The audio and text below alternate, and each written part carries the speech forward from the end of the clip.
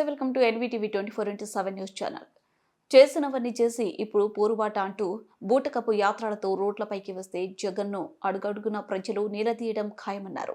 ప్రభుత్వ chief whip Vinukonda MLA జీవి ఆంజనేయులు స్థానిక సంస్థల నిధుల మళ్లింపు నుంచి విద్యార్థులకు ఫీజు రియంబర్స్మెంట్ బకాయిల వరకు వేల కోట్లు మింగేసిన పాపాలకే జగన్ ప్రభుత్వం మాకొద్దని ప్రజలు చీకొట్టిన సంగతి అప్పుడే మర్చిపోతే ఎలా అని ఆయన ప్రశ్నించారు. ఇప్పటికైనా తప్పులు సరిదిద్దుకుని ఆత్మ విమర్శ చేసుకోవాలని చురుకలు వేశారు. శాసనసభ చీఫ్ విప్ గా జీవి ఆంజనేయులు బాధ్యతలు చేపట్టిన తర్వాత సోమవారం నిర్వహించిన ప్రజా దర్బార్కు ప్రజల నుంచి ఆర్జీలు వెలువెత్తాయి. లుజెండ్ల మండల పరిషత్ కార్యాలయం ఆవరణంలో సోమవారం నిర్వహించిన ప్రజా దర్బార్కు మండల వ్యాప్తంగా వివిధ సమస్యలపై 139 ఆర్జీలు వచ్చాయి. బాధితులతో నేరుగా మాట్లాడి వారి సమస్యలు తెలుసుకుని భరోసా కల్పించారు.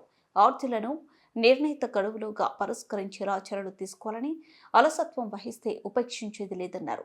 ఈ సందర్భంగానే మంత్రి లోకేష్ ప్రజా దర్బార్ ఎమ్మెల్యేలందరికీ ఆదర్శమన్నారు జీవి.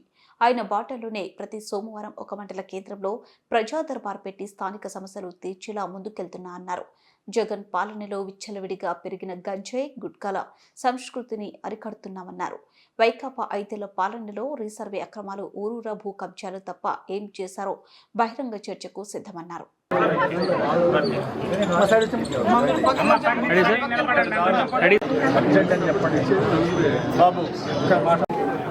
ఈ అనాథి బిడ్డలు, ఎస్టీ బిడ్డలకి ఒక్కరు కూడా ఇల్లు లేదు,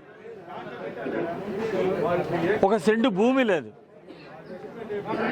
కనీసం గుడిసెలు కూడా రాత్రిపూట ఈ చలికి పడుకోవడానికి కూడా సరైన గుడిసెలు లేవు. చాలా హృదయ విదారకమైనటువంటి పరిస్థితి.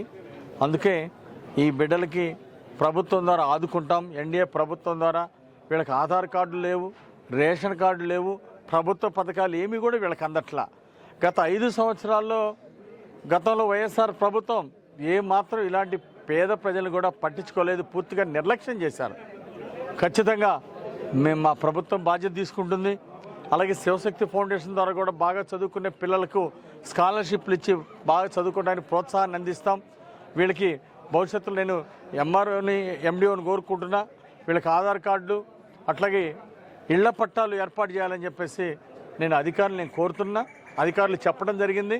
తొందరలోనే వీళ్ళకి ఒక కాలనీ కట్టి పేద ప్రజలందరికీ కూడా ఒక ఎన్టీఆర్ కాలనీ కట్టి పేద పిల్లలందరికీ కూడా ఇస్తాం. Thank you.